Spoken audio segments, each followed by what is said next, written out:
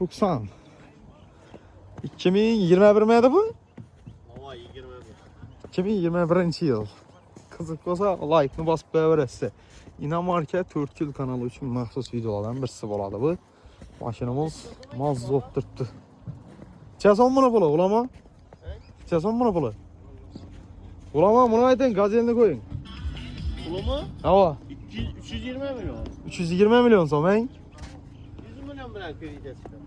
320 milyon son gördünüz değil mi? Naflar zallattırdı. Bismillah.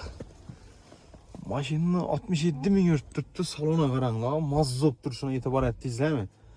Gördünüz laf yine. Xəmirləri xoş ray oluyub. Qras 100% taza benzinlə oladı maşinimiz.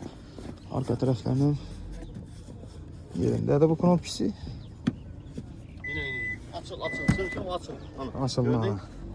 Ya. Bagaj kətdəliginə qaranlığa. Benim okana mı?